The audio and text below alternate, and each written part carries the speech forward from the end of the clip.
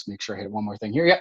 So I want to introduce you guys to Valeria and to Leslie, who are representing the Tuck School of Business at Dartmouth. Valeria is the Associate Director of Evaluation, Admissions, and Financial Aid. Sounds like you have a lot of work. There's on our left here today, and then we have Leslie, who is the Associate Director of Yield at Tuck. So throughout the process, you will absolutely interact with both of these folks as you walk through the application process. Lots of luck as you do that. And from here, I will pass it off to you guys.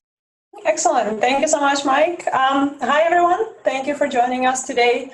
I was going to walk you through the format of today's session, but Mike did an excellent job covering that as well, so I'll skip to the introductions part. So before we dive in, I know Mike introduced us briefly, but I'm Valeria, so you can put my name to my voice, I guess. As Mike mentioned, I'm Associate Director of Evaluation. I joined the admissions office in the fall of 2018, but before that I spent 4 years in Tuck's Career Services office. So not new to Tuck or the admissions process. I'm Lesley Nesbitt. It's nice to meet you all virtually. I handle the yield aspect among other responsibilities within the office. So my job is to get all of you to say yes when you get admitted. I've been in admissions for a long time, mostly in independent schools, and then a little bit at Dartmouth College and here at Tuck. So that's my background as well. Great. So we know your time is precious. Thank you for spending some of it to learn more about Tuck. So we'll just dive right in. Let me share the presentation now. Let's see. So, go. The goal of today's session is to make the application process clear and transparent. So hopefully today's webinar is either a continuation of that for you or a start of a new relationship with us. One thing we'd love to highlight is that we read all of the applications in their entirety. So everything that we ask and everything we ask of you and everything that you're asked to fill out, from the forms to the essays, are there for a reason. And because we do value your time and effort, we actually do look at all of the pieces of the application and all of the information that you submit. And as we read through this entire application, we're looking for evidence of how you speak to our 4 admissions criteria. So you are a strong candidate for Tuck if you are smart, accomplished, aware, and nice. So for the next minute or two, we'll just briefly walk through each individual criteria, and then from there on, we'll go into all of the individual pieces of the application. Since I'm talking, I think I'll just continue with SMART. So for SMART, it's your intellectual aptitude. Yes, it's your test scores, it's your GPA, as they're reflective of your communication skills, your previous academic performance, ability with numbers, and so much more. However, the way we see SMART, this criteria also focuses on your curiosity, your willingness to learn, your desire to learn from others. And not just that, but it also, are you willing to share your own knowledge with others? So it's this curiosity and being willing to share and help others on their journey. A lot of it speaks to SMART. So it's this combination of the scores for sure, GPA for sure, but also this curiosity. Do you want to take over, Kamlesh? Yes, thanks, Valeria. As Valeria has highlighted, a lot of these criteria, they're sort of the surface, what you would assume smart and accomplished and aware and nice mean. And then we're giving you a peek under the lid of the layers that we're looking for. So accomplished does, of course, mean what you've done in your professional trajectory, the promotions you've had, the responsibilities you've taken on, the challenges you've met. Also, outside of professional challenges, what you've done in your community service, community engagement, the leadership you've demonstrated outside of your professional life is also important to us.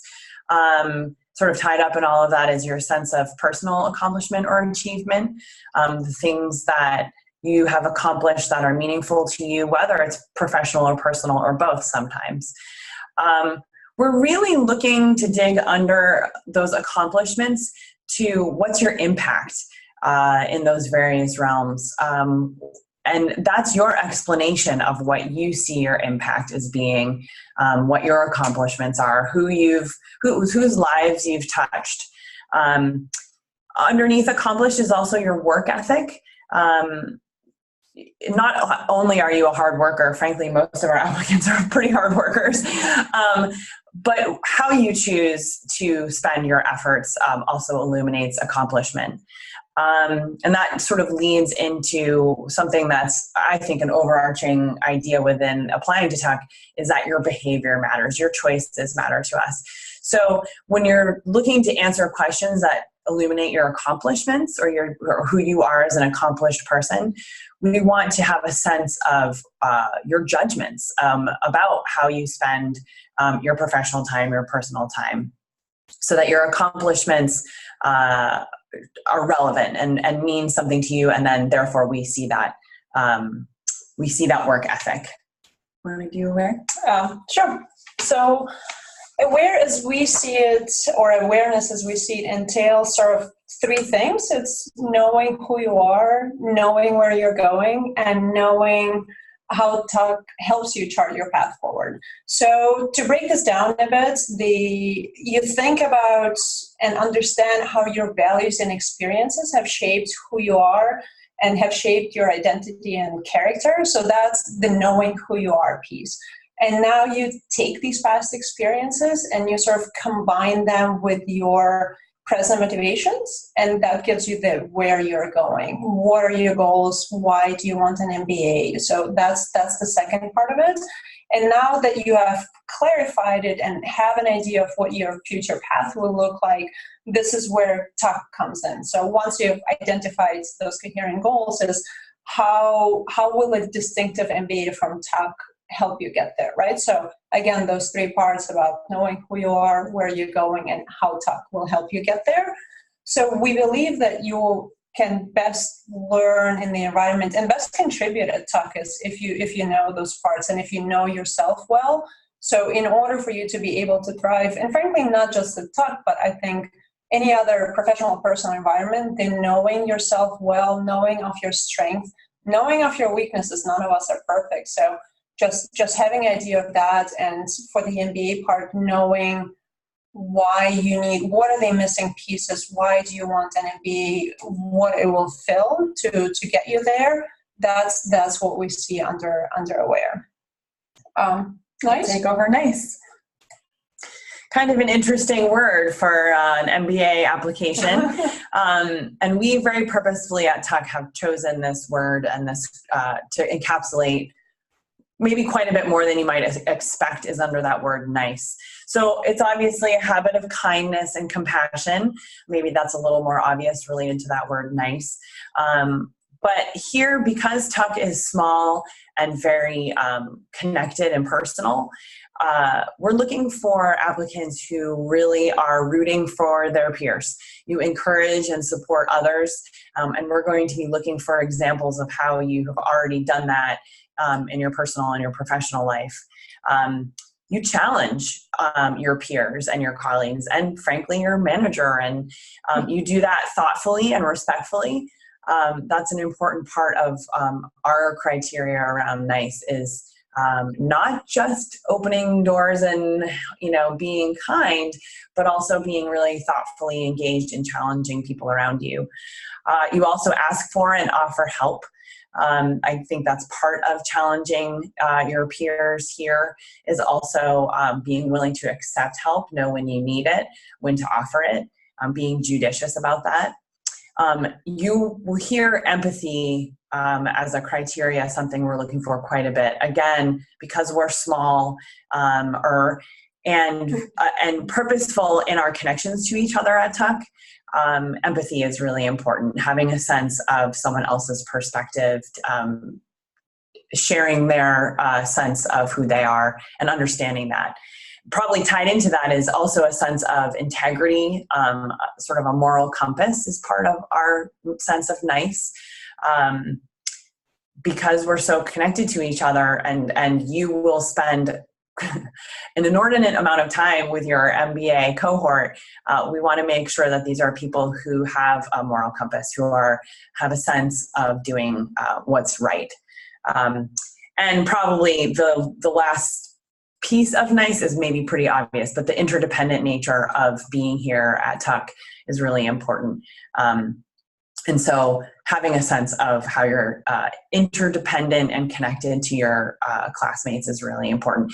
And how you've demonstrated that in your application, how you've shown us these various facets of niceness in your application. And we'll talk a little bit, that's a good segue into the application pieces. Yeah. Thanks, Leslie. I just wanted to jump in for a quick second because that was a nice description of nice. And we have one or two quick poll questions, actually. So I was just going to throw one out there right now, give you guys a little break in the action, and allow some folks to pitch in some of their audience traits and what they're interested in and all those fun things. So right now, those who are either on their phone, tablet, or their desktop, you should see the first poll question that has popped up. The first one is, how likely are you to schedule an applicant-initiated interview with Tuck this year? Likely, all the way from very likely down to very unlikely. And then the second question on this same poll is, how likely would you be to attend an in-person event with Tuck in this coming year? Same options there, all the way from very likely down to very unlikely. And this is not something that's going to be shared. It's all anonymous. We're not tracking who is putting in what responses. We're just curious. We just want to learn a little bit more as we continue the session so we can properly address those of you who are in certain stages of the process. For those of you who are on the phone or you're having issues seeing the poll, this is also a good time to mention that we do record these webinars. So afterwards, probably by the end of this week, if you go to clearadmit.com, we will have the webinar posted there. You can watch it a million times. Actually, please do. It would be great. Check it out as often, as many times as you need. And with that, we have a pretty good amount of folks who have participated. Leslie and Valeria, back to you. Excellent. Thank you, Mike. Thank you to everyone participating in the polls. Very curious to see the results in just a little bit. But as Leslie mentioned, the next part will dive somewhat more into the weeds of the actual application. And the first thing that you will need to pay attention to are the application deadlines. I'm not going to walk through them. You can see them all on the screen. But one thing to note is that this year's application deadline for round one, the October 7th one, is almost 2 weeks later than the same application deadline that we had last year for round one. And it's done primarily to give you, the candidates, more time to put forth a thoughtful application and hopefully to give you time to come and visit campus, interview with us, or just to get a better sense of the school. So we have done this on purpose. We'd love to see and hear from more of you. So hopefully this will help you put forth a stronger and even an application that's even more representative of you as a person, as a candidate. So for the actual application, it consists of several parts. The first one, the actual application form. It's fairly straightforward, same as with all of the other parts of the application. We will look at this form. All of the questions that are there, they're there for a reason, and we will look for your answers there. And it will ask you some basic background information. It will ask you, to self-report your scores, your GPA, but it's also some of the other details. Even though it's straightforward, please do pay attention to the details. For example, you don't want there to be a mismatch between the dates of employment that you put in on the actual application form and the ones that are listed on your resume. Now, for those candidates where we see that mismatch, our assumption is that it's merely a typo. And yet, as a candidate, you don't want the admissions committee to read your application and have questions about when exactly you worked at a company B or A, or when you graduated from college. So again, it's pretty easy, straightforward form, but just make sure that you're consistent in the information that you give us there, the information that's listed on your resume, any of the other details, your employment information. Just look through it. Again, making mistakes by no means disqualifies your application, we will absolutely still read everything, but you just want to be sure that there are no questions in it. Do you want to do this? Academics and test scores. I feel like this is a pretty straightforward aspect of the application. Again, similar to what Valeria was saying about the application form, make sure that you fill this out carefully. We're asking you about your GPA. You will also send us a transcript, or your school, your undergraduate institution, and any graduate work will be sent to us. So make sure that those things match. We'll be looking at them pretty carefully. We do take into account the rigor of the program that you have participated in as an undergraduate or as a graduate student. So don't worry that you need to explain much of that to us. We will dig into those pretty thoughtfully. And similarly, I'm sure that a number of you will have questions for us about test scores, since we get that question a lot about the GMAT and the GRE. We weight them both equally. We don't have a preference for one or the other. Some applicants will list their many times they've taken the GMAT. We will be looking at your highest score, your highest aggregate score, and your two quantitative and qualitative scores. And again, we don't prefer one or the other, GMAT or GRE, so we'll be taking that all into account. And again, your academics and test scores will be verified by the test associations and by your institutions that you've previously attended.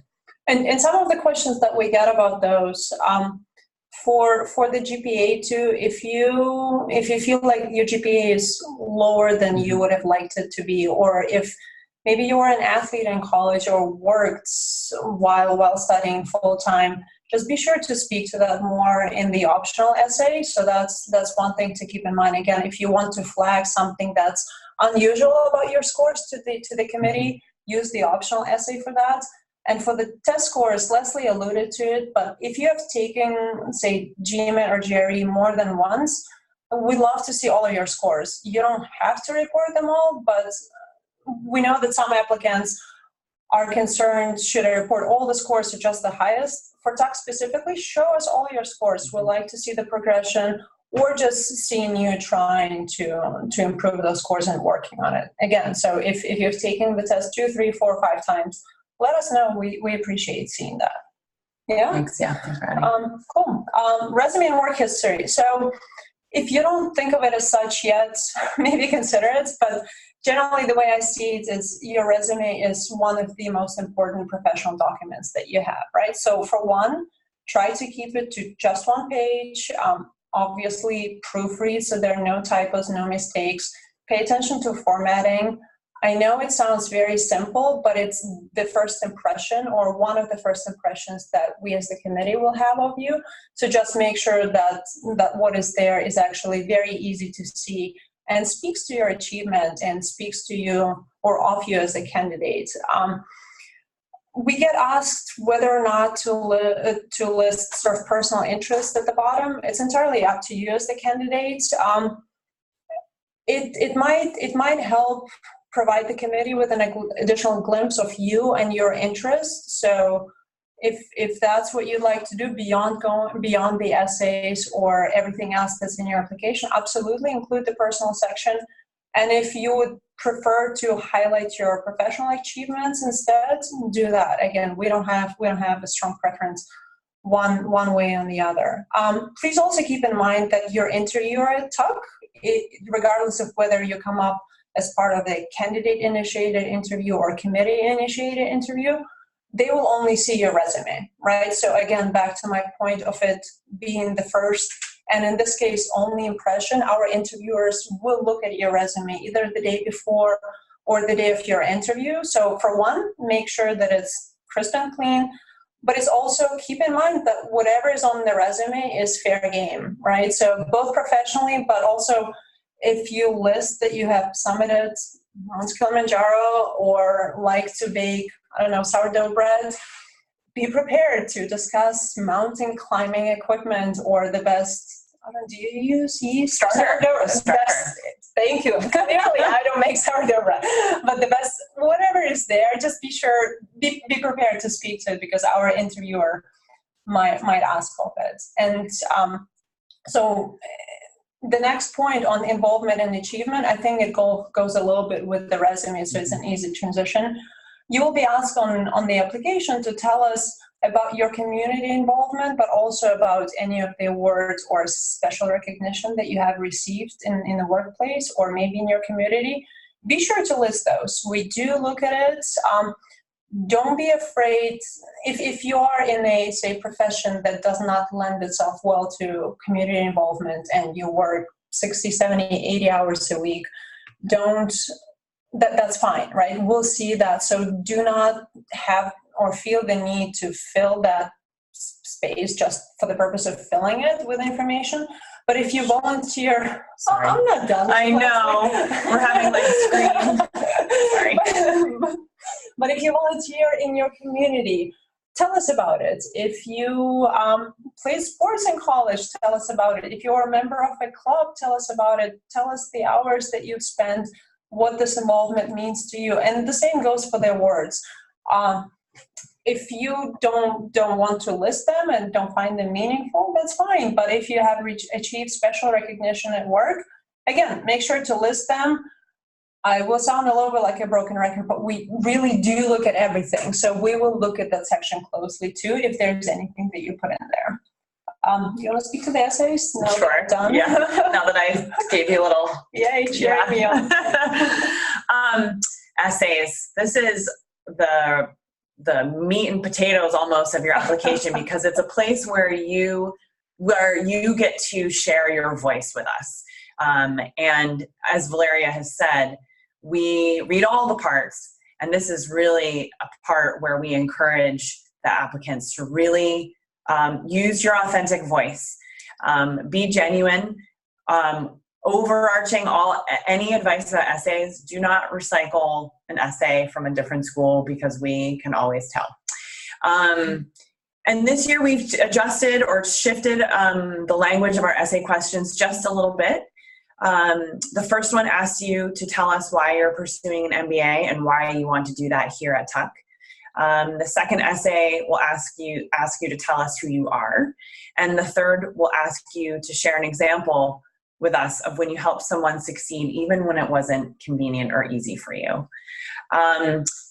I won't go into detail here. Our executive director, Luke Pena, has written many fantastic blog posts, but one specifically recently touching on what we're looking for in those essays. So I'd encourage all of you to go to our website. It's pretty easy to find his blog there. So he gives a lot of detail about what we're looking for. So again, I'll give some broad advice related to the essays. Again, answer the question that is asked. That means don't answer Fuqua's question or someone else's question, answer our question directly. Valeria and I have both read enough applications. We know when you're actually trying to work around that. I've given advice, and I know Valeria has too, to many applicants, again, just to reinforce to use your authentic voice. And that means be honest, be real. Don't be afraid to veer away from really formal essay writing language. If you have a very clear writing voice that is a little less formal, but is organized and coherent and tells us a story and answers the questions, we'd much rather hear that voice than what your high school English teacher is looking for in terms of formal tone. A good counterpoint to that is being clear and concise. It's really, the word limit means something to us. We do read lots and lots of applications. Every application gets read twice. So keep that in mind as you organize your writing, as you brainstorm and outline. Convey your point clearly. In some ways, using an authentic voice might make that easier for you to be clear and concise. And then I think I almost should have said this in the first place, related to the essays. Do some good thinking. Do some what you might call journaling, or walking in the woods and thinking, or sitting on the subway and zoning out. But do a lot of thinking in advance. It loops back to those 4 criteria that Valeria and I talked about earlier. think about your goals. Think about how you as a person relate to Tuck. Spend some time just in your mind ruminating and processing those essay questions before you get into it. Do some outlining, do some practicing, lots of drafts. Most importantly, I think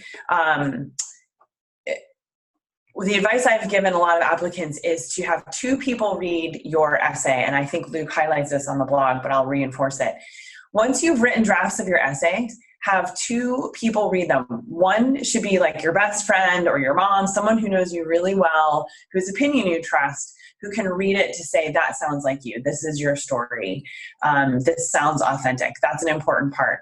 And then have someone that you don't know as well, maybe a colleague that you're friendly with, but who doesn't know all of your backstory, who hasn't shared lots of experiences with you, have them read it for coherence and organization to make sure that your points come across clearly. I think that's a really good way to approach the essays when you get to a place where you've drafted good, solid essays. And lastly, I'll touch on the optional essay. As Valeria said, that's a great place for you to tell us, this is why my GPA isn't reflective of what I can do. This is why my GMAT isn't as strong. Here's some extenuating circumstances. Here's something that I feel like isn't conveyed elsewhere in the application. Feel free to use that space to give us those explanations. I will also say, it's called an optional essay. You don't need to worry about it being a 5-paragraph essay. It can be 1 paragraph. It can be short and sweet. I think between the two of us, we've seen a whole bunch of different approaches to it. And we would encourage you to make your point. It doesn't have to be well-crafted like the other ones. This is just you telling us something that we didn't know. And don't use it unless you have to. Yeah. Again, so that speaks, I think, to awareness, large part. Unless you have to highlight something like Leslie mentioned, some discrepancies or maybe a gap or different employment history, don't use that. Yeah. It's not an opportunity for you to impress us. It's just an explanation. And lastly, most importantly, I know our battery is running low. Proofread. Have the two people who have read your essays proofread them. Find the grammarian in your life, whoever that is, who's going to read it with a fine-tooth comb. It might sound nitpicky, but it's important to us to demonstrate attention to detail, that it matters enough to you, that your essays are clean and coherent and well put together. We are managing a little bit of a battery snafu here. So that's why Valeria popped out of the screen. I'm back. It's not that I don't appreciate hearing what Leslie has to say. It's just our batteries. Technical issues. Here. Just a tiny bit. Okay, so that's to the essays. I'll go into the letters of recommendation briefly. So listening to the feedback we received this year, we have decided to adopt the common letter of recommendation format this year. So your recommenders will be asked to briefly describe their interactions with you as an applicant. They will be asked to tell us how your performance compares to that of other qualified applicants, and then in a similar role. And then finally, they will be asked to share the most important piece of feedback or constructive feedback that they have given you.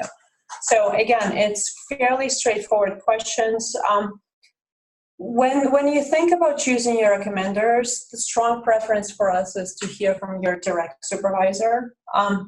We do understand that it's not always possible for various reasons. So for one, if one of your recommenders, and we ask for 2 letters, is not your direct supervisor, let us know your reasoning for not choosing them in the optional essay that Leslie just discussed.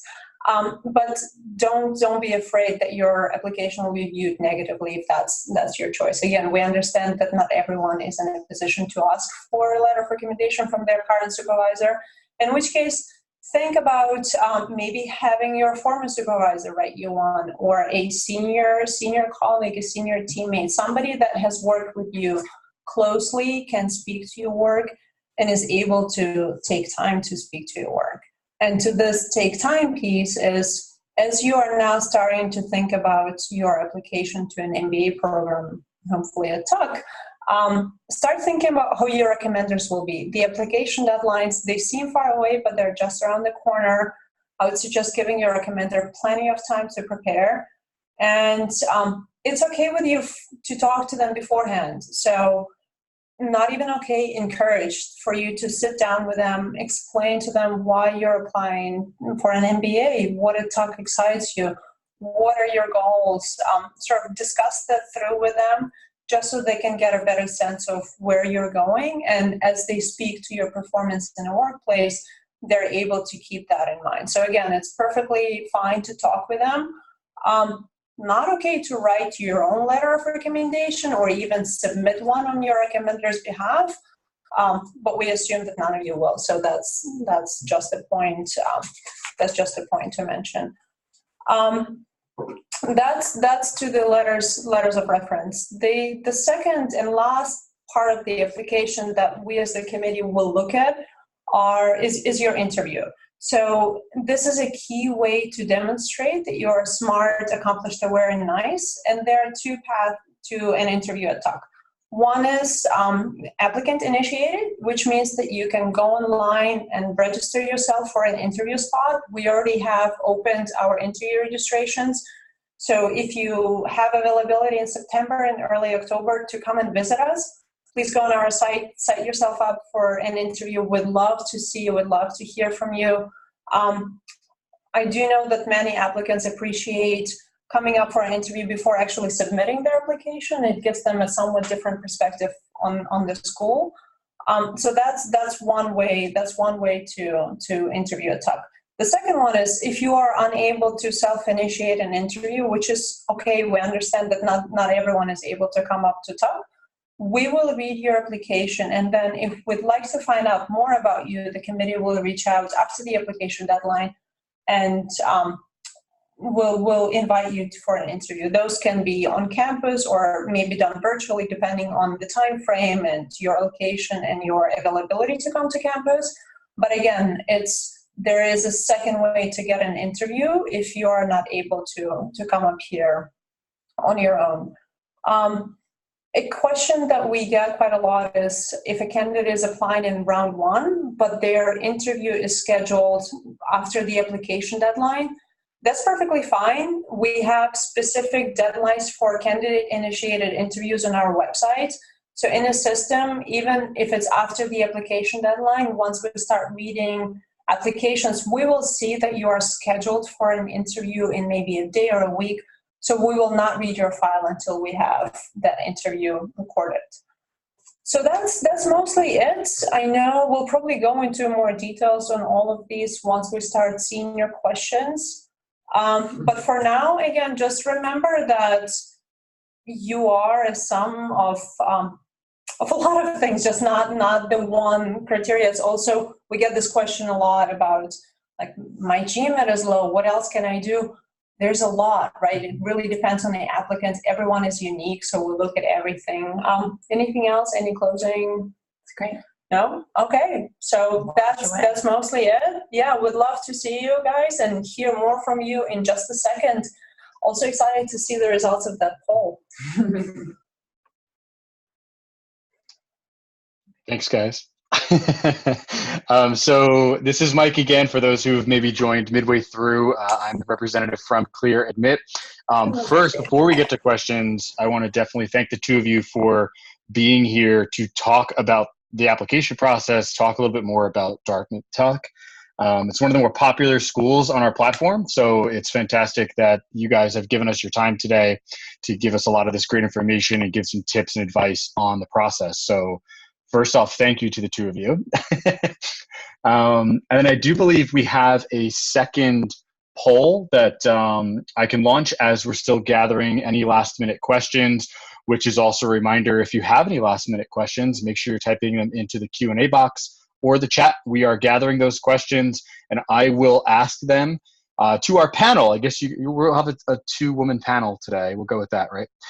So we'll ask it to our panel to then give some answers. So if your question was asked very early on and you're waiting anxiously for that answer, believe me, it is coming. We're just gathering all the questions and see if there's any duplicates. and then we will shoot those out. So the poll question that is up, again, something just to kind of keep you busy while we're gathering the last minute questions here. So 2 questions. How likely are you to apply to Tuck this year? And hopefully maybe this has changed as you've listened to this session for the better, right? We're hoping more are going to say likely, very likely, because I'm a fit for Tuck. I should go there. Sounds like I'm a nice person and I can fit and I should apply. So that was that. And then number 2, have you already created a Tuck application this year? So who are our early birds? Who are the folks that are ready to go? And there's actually a good amount of them already. So I'll leave this poll up for a little bit as we are gathering some results. While at the same time, we may be able to begin some questions. I do see some more coming in. So I'll let our overall team kind of evaluate some of those additional questions before we ask them. But we can start here at the top. And you know what? We'll do this in kind of 2 segments. So we'll do some questions, if this is okay with the 2 of you. We'll do some questions that are more involved with the application process, because there should be a group of those types of questions, versus questions that are more about the program, the experience at Tuck, those types of questions. So I think we could probably segment them that way. I think the answers to the application questions may be a little quicker and easier to kind of run through, right? Okay, so with that, for volunteerism, right? So that's an important piece of the application here. If you're a person who's an applicant to Tuck who used to volunteer a lot, but now new job commitments, new job responsibilities, they've kind of gotten in the way in the recent past. So how would the admissions committee interpret that and evaluate that candidate? You guys, I think are, hold on, I'll fix you. I think you're on mute. I got you.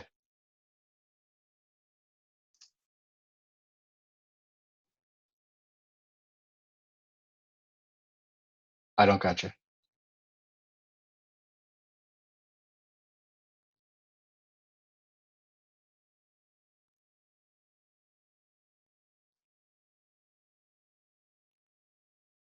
For those on the phone, we did not drop off. We are just having a little of a technical microphone thing. You did hear about the battery situation. I can confirm the battery is not dead.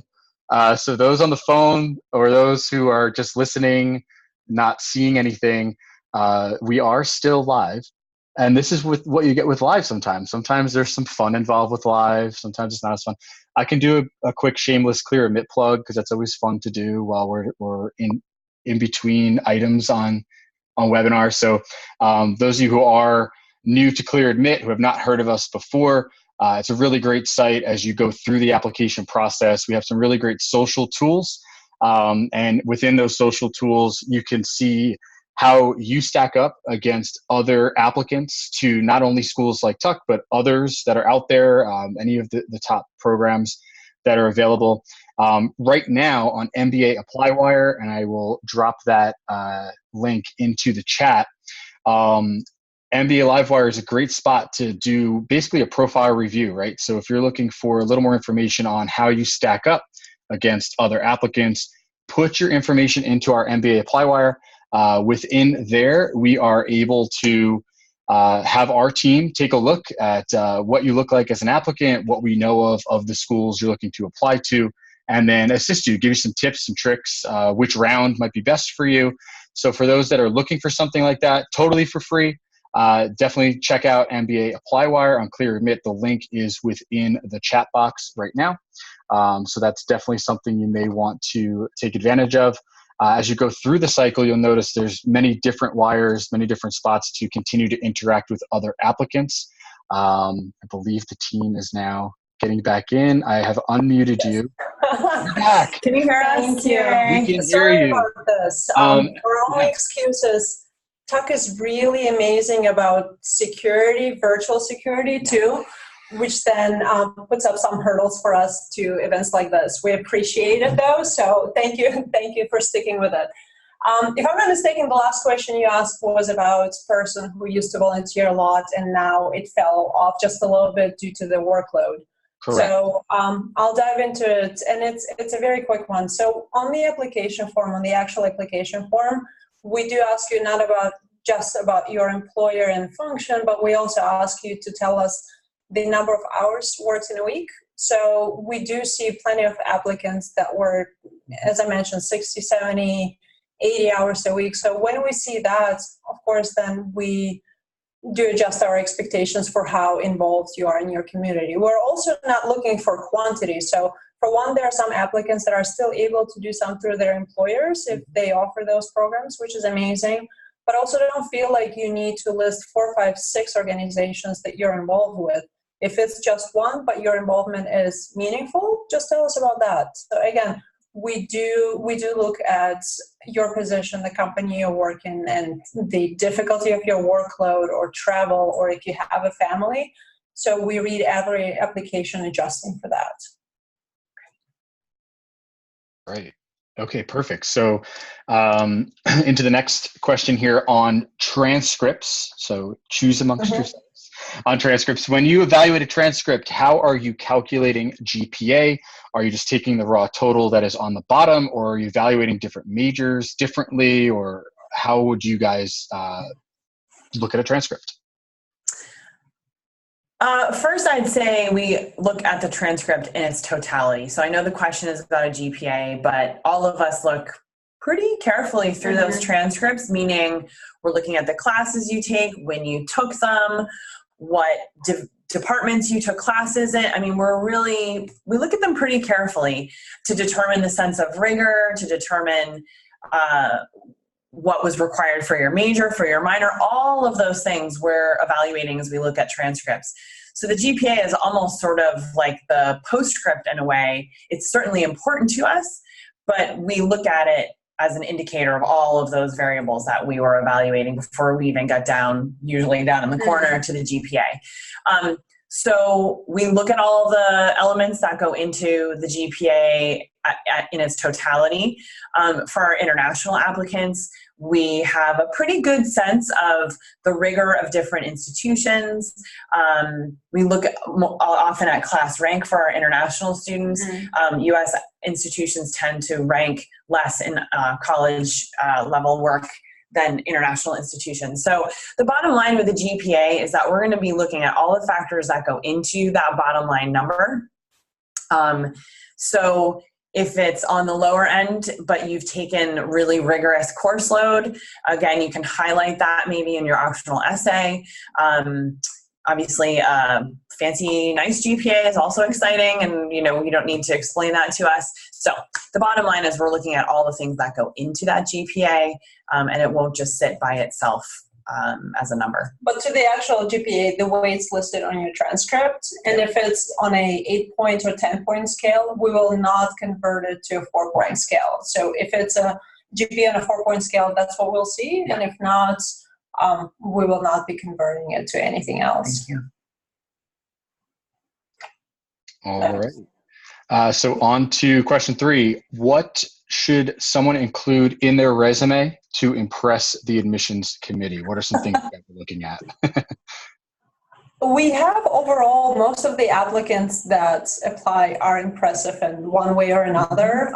So I don't know if there is anything particularly impressive. I mean, again, a good resume, after seeing so many, is probably the one that will not stand out that much. It's the one that's formatted well, where everything aligns, where there are no mistakes, where we can clearly see the progression. Some candidates will make a mistake of almost putting the bullet points of their job description in the resume. So if they were to swap themselves out with somebody else in their role, ask yourself, will that person be able to list all of those things too? And if yes, then you're probably on the wrong track. So try to speak more to achievement and leadership. Sometimes there are some interesting gems in the personal section. So I appreciate seeing those. I do too. Anything to add? No, I think that's right. I think Valeria is right that probably the most impressive are the least remarkable, meaning ease of review and clarity of content is probably the most important way to be impressive with your resume. Yeah. All right. So on to the next one. This may be a quick and easy one, hopefully. Would I qualify for a Toefl or English language proficiency test waiver if my education was fully in English? It's an easy one indeed. The answer is yes. We'll give you space in the application to just speak briefly to that. So if you tell us that the method of education at your institution was in English, that qualifies you for the waiver. So you're right, a quick one. Trying to help you guys out. Thank you. Another potentially quick one, right? So with letters of reference, are you able to submit as many letters of reference as you wish? For example, if you have 4 or 5 people that you really want to get a reference from, is that something that's allowed, or do you have to cut that number down? Please cut that number down. Please cut it down to 2. As we ask, if you're a reapplicant, it's just 1, and we will look at the recommendations that you submitted the previous year. But again, I think that speaks to awareness too. Just choose the 2 people that you think are able to speak the most to the work that you have done and submit reference from those 2. Or would you like to see 5? No way, Jose. No. And I think Valeria is highlighting, related specifically to that question, the overarching, I think, guiding philosophy for us is quality over quantity. We've touched on it in various ways. We want you to have 2 good reference letters that really illuminate who you are, written by people who know you well. So I would be skeptical of someone who could find 5 people who write really excellent reference letters, who illuminate specific examples, the guidelines that we've given around writing reference letters. So yeah. I agree. All right. So moving on to essays. The word limits that are put on the essays seem to be a bit low. Are we allowed to exceed those limits? As you write your drafts, yes. As you try to submit them, the system will cut it at 300. So the actual answer is no. No. Yes, you are indeed correct. It's a fairly small limit, 300 words. So back to our point about aware and knowing yourself, knowing why MBA and why Tuck. Just do some thinking ahead of time. It will help you not just with our application, but later on, regardless of whether you go to a business school or not, in the application process for different position, knowing your strengths and weaknesses will truly help you. So those are especially for the first 2 essays. The third essay on NICE, just be mindful of the space limits. So don't spend too much time or too many words in the beginning of setting up the situation and describing that. Get more to the meat of it, sort of right from the beginning, or as much as you can, right? So again, being concise, yes, it is difficult. Yes, it will require you to write maybe a draft or 2 before you can actually submit the 300-word essays. But we firmly believe that it will help you as a candidate down the road. Again, not just at Tuck, but in all future paths of life. Clarifying that now will set you up for success later on. Yep. Totally agree. High 5. I have to say, I agree as well. There's always that thought of, when you hear about business writing is different than prose, right? So you're supposed to be to the point, quick hits, right? And get right to what you need to do, because managers need to make decisions fast, and so do you guys. So makes sense. Right on the optional essay now, over to that section of the application. Should you only focus on one discrepancy within your application? So for example, if you have like a low GPA, or if you're using a recommender outside of a direct manager, or can you cover multiple topics within that essay? You can cover multiple topics. In fact, I've seen quite a few applicants who have like a bullet list, It can be a sentence or 2. If it's something straightforward, like my GPA is not indicative of what I can do because I worked full-time the whole time I was in college. Great. That's all we really need to know. You don't need to tell us more than that unless you feel like you need to. I was working full-time because I was supporting my mother who was disabled. I mean, you can keep it really concise. And if my GPA is low and I want to tell you why I have a gap in my employment history, I was taking care of that disabled mother. Those things don't have to be written in a long essay. You can bullet out.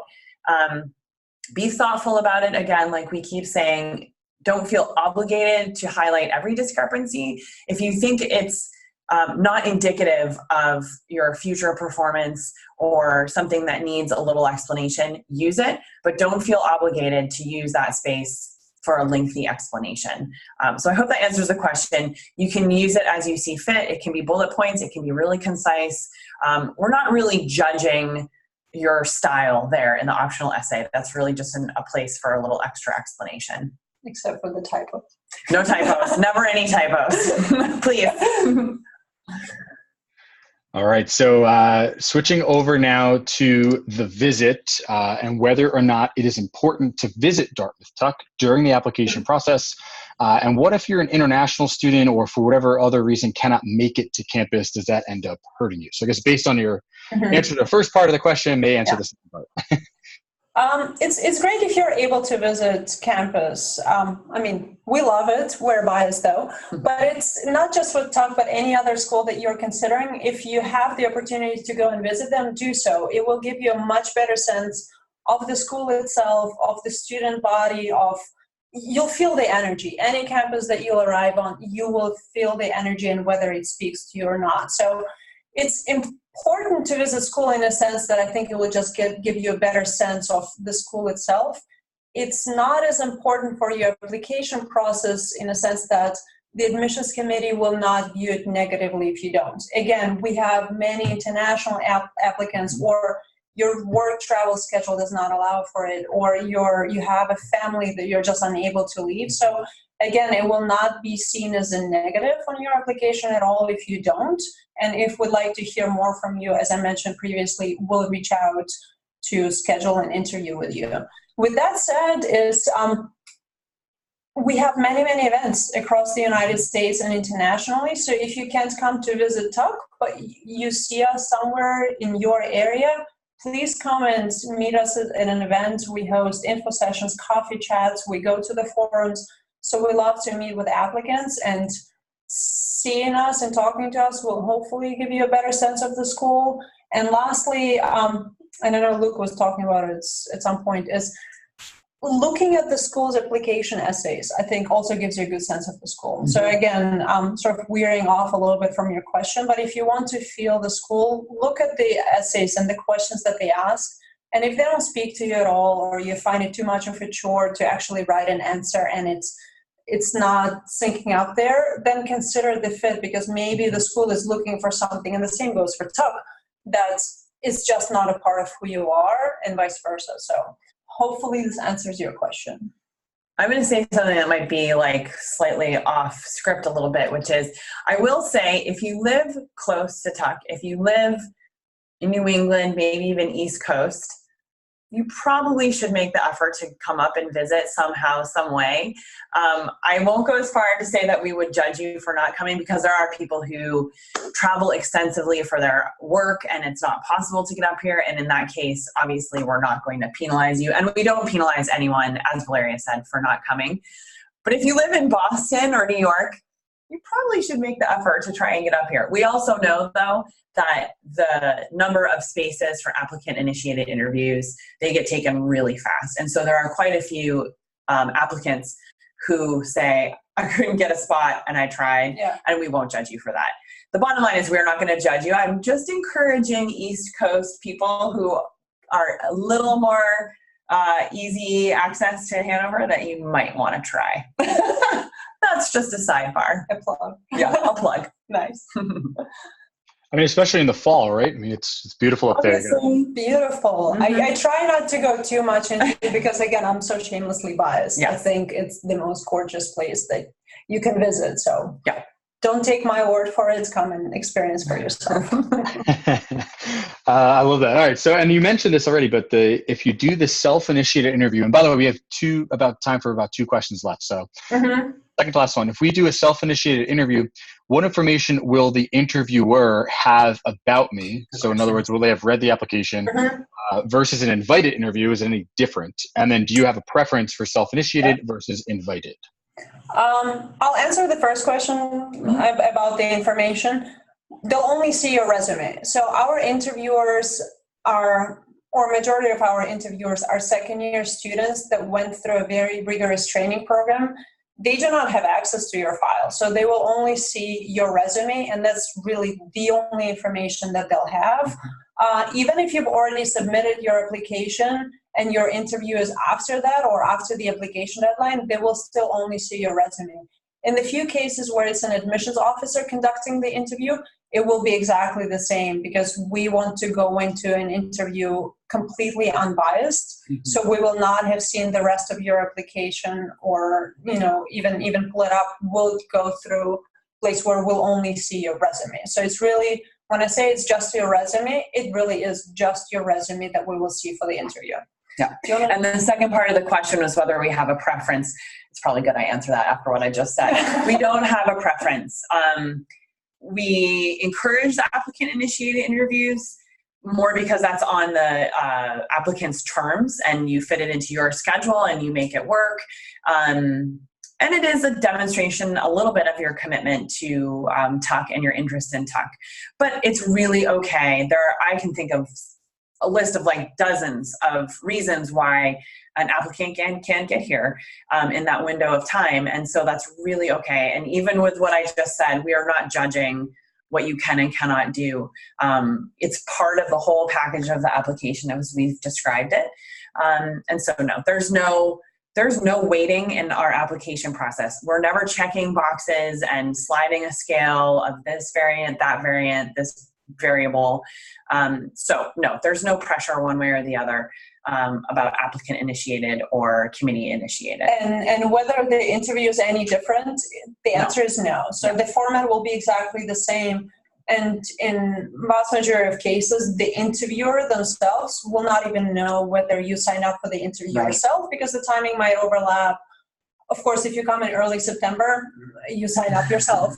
But if it's after the application deadline, they won't know if we invited you for an interview, and if yes, what were our reasons for doing so, or if you are doing it on your own accord and were able to find a time slot. So again, it's the same. Ready for the last question? Yeah. All right. So this is always a very popular one, not only for Tuck, but for pretty much every top school here. You're probably guessing what it is, right? Does it matter which round I apply in? I think the answer is probably the same for all of the schools, I would expect. I mean, it doesn't technically matter, but the earlier the better. And Luke, our executive director, I've heard him say over and over, the bottom line is we all want our applicants to put forth the best application they can. And if you feel like the round one deadline is too soon for whatever reason, do not feel like you should push submit unless you feel 100% fantastic about what you're submitting. And if that means you wait till round two to have cogent essays, to have dotted your I's and crossed your T's and proofread, you should wait till round two. Now, with all of that said, round one is where we have the most, we're crafting the class from the ground up. And so it's good to be in the first round. That's where we are starting our class. But again, the bottom line really is putting forth your best application. And so if there's any part of you that feels like, ooh, I haven't done this as well as I wanted, or I really haven't proofread or checked, it's okay to wait.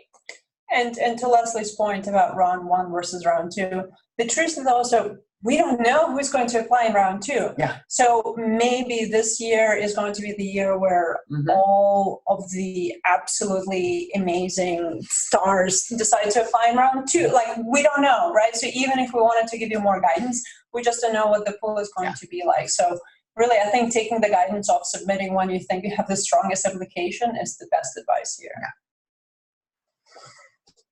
And with that, we will conclude today's session.